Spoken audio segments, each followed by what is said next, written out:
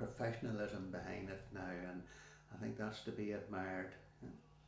And obviously the GAA is a completely, not completely, sorry, is a primarily dominated by men.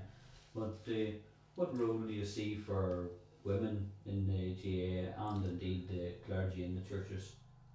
Well, taking the women first, there is massive changes there now. The women used to toddle along in the old days, and they were just there to make the tea and the sandwiches and all. And they enjoyed that too. But now they're playing a much more dominant role. The women are playing a very professional role. There's not hardly a club in the county, I would say, haven't got a prominent woman as secretary, chairman, or wherever. But we were always rightly up in the women's lib thing, because we had a lady chairman back in the 80s, and that's before women's lib was invented, you know. Mm-hmm. So yes, the women are playing a major role, and it's great to see it. So it is, because I think at the present age the women have much more energy now than men to do things, you know, and this happens in all community committees and things. You'll see them dominated by women. Community associations, 70% women. Half of our committee now is women, you know, and it's good to see that. You need that. You need the polarity of male and female. Look what happened to the old church because they didn't have that. You know, it's an absolute disaster. So it's a good thing, and I'm glad to see it growing. You mentioned the clergy there. There was always a great relationship between the church and the GAA down through the years. In fact, some people would criticise it for that reason, you know, but I think it's a good thing. But I think the GAA can be a wee bit hypocritical at times, you know. I see priests invited to functions, and they're asked to do presentations, and they're asked to come along and bless the fields at new openings and various functions, and it's father invited and father is sitting at the top table, and you know there might be you know, it's a lip service thing, you know. You know,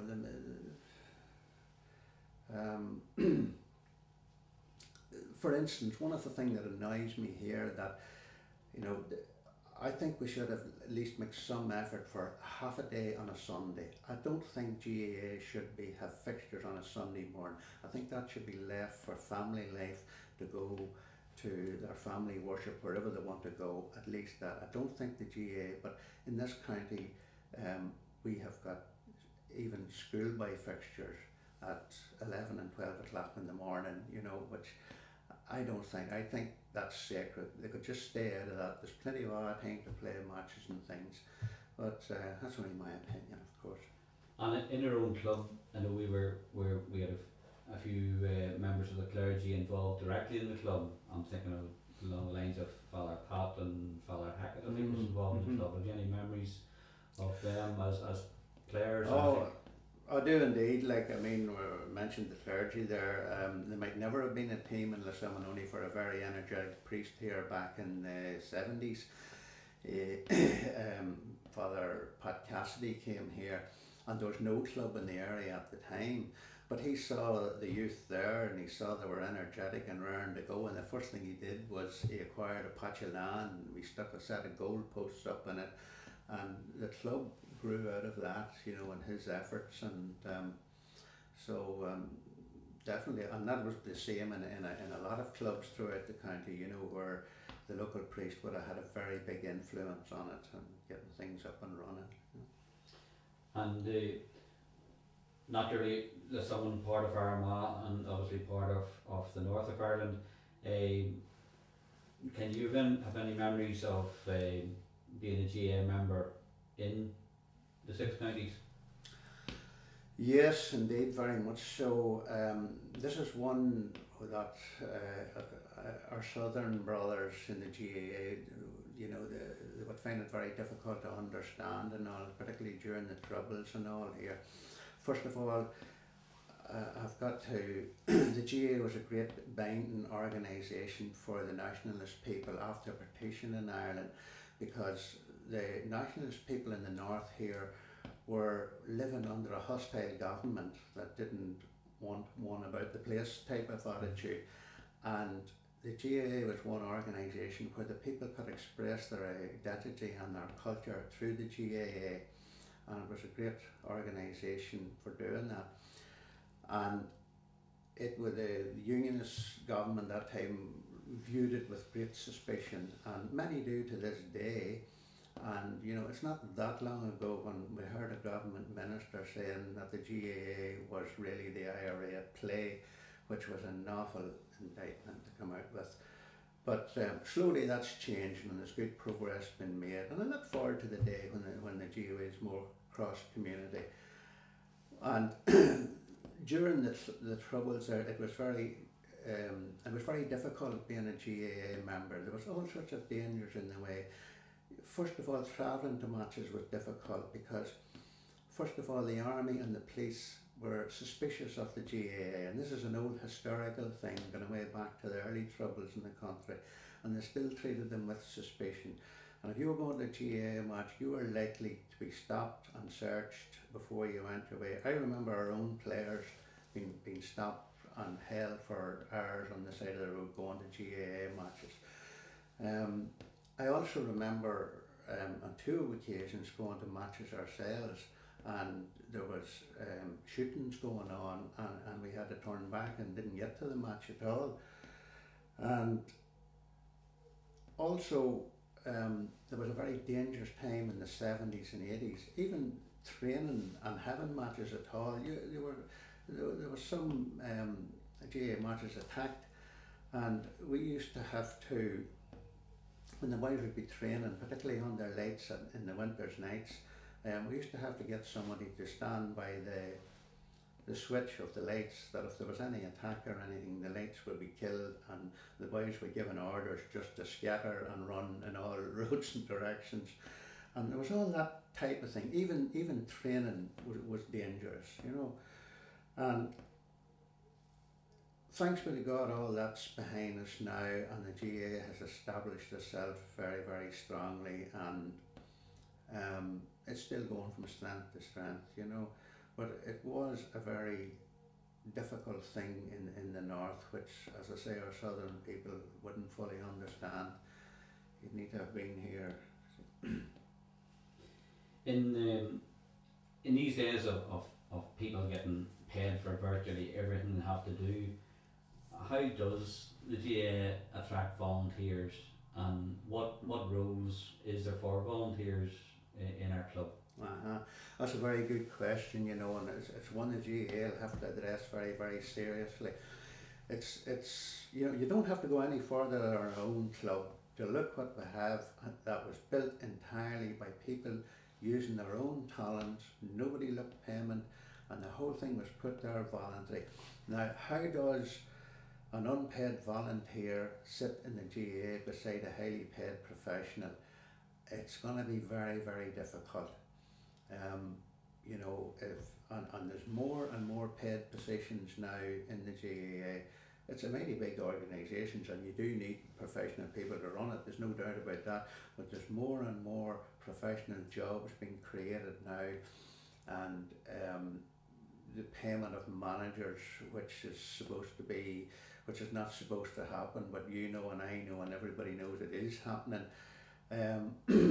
You know, how are they going to work it out when two people standing in a GAA ground, one is paid a handsome salary and the other one is maybe doing 6 and 7 nights a week voluntary?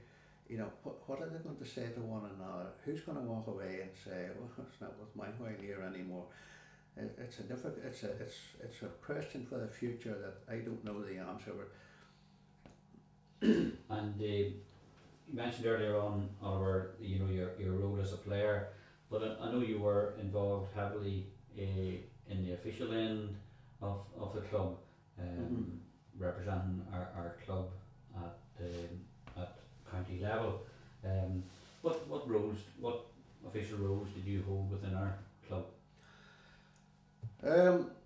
every possible one you can think of.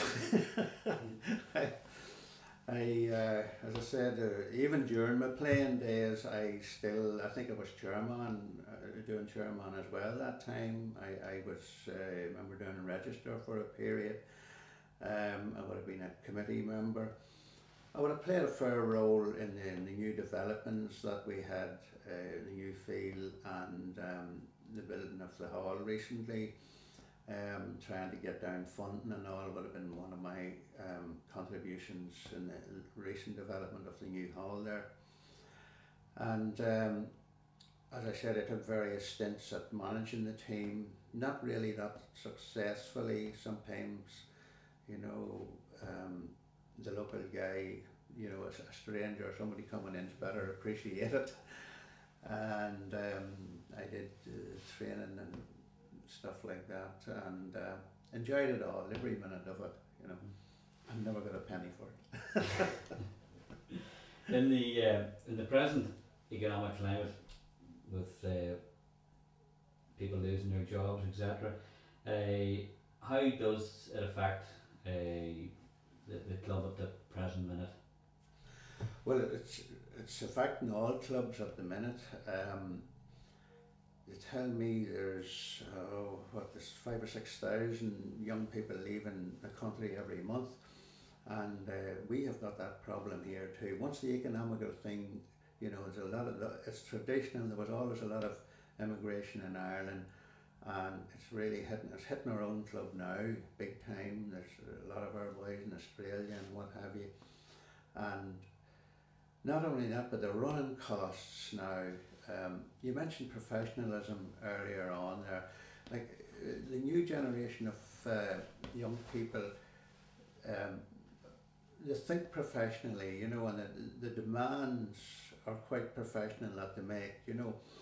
Even your junior footballer now has to be looked after and has to get his physiotherapy. Well, indeed, that's right and proper, but that takes money, proper kits, weekends away and all this type of thing, and that's all a big financial demand, you know.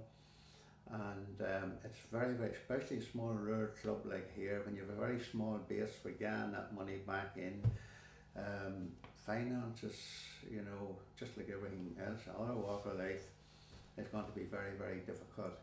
And if you don't keep up with other clubs and doing this, then you lose players and the problem becomes worse. And just to round off, Oliver, what does the GAA mean to you currently, and where do you see the GAA being in, say, 10 to 15 years? Well, the GAA to me, I don't know, it's a sort of a soul thing. You can feel it in your bones, you know. It's a great expression of my Irish identity, you know. I like that about it, you know. It does a bit for the Irish language, but not enough, but it does at least recognise. And I get this, there's a lot of things about Ireland now that I'm not proud of, and sometimes for the first time in my life, sometimes I say I'm not proud to be Irish anymore because of some of the things that's happening in the country. But for the GAA, it's the other side of the scale. Yes, I am proud to be Irish, and the GAA lets me express my Irish identity in so many ways. Like one of the functions of the club there was we had Irish classes there at various times over the years, things like that, you know.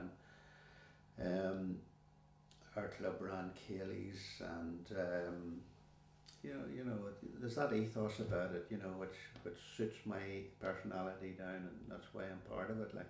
And do you think with the current demands and everyone, will it be here in 10 to 15 years? What do you see it coming to an end at any stage, or do you see it continuing for future generations? No, I think it's well enough established now and very professionally established. Like I do admire the visionaries that put Croke Park there. You know, I can't see it, you know, the financial thing, yes, but maybe the financial thing will make the GAA go back more to its roots, you know, maybe we'll do with less, you know, and still play the Gaelic games, you know, and yes, it will be there in 2030.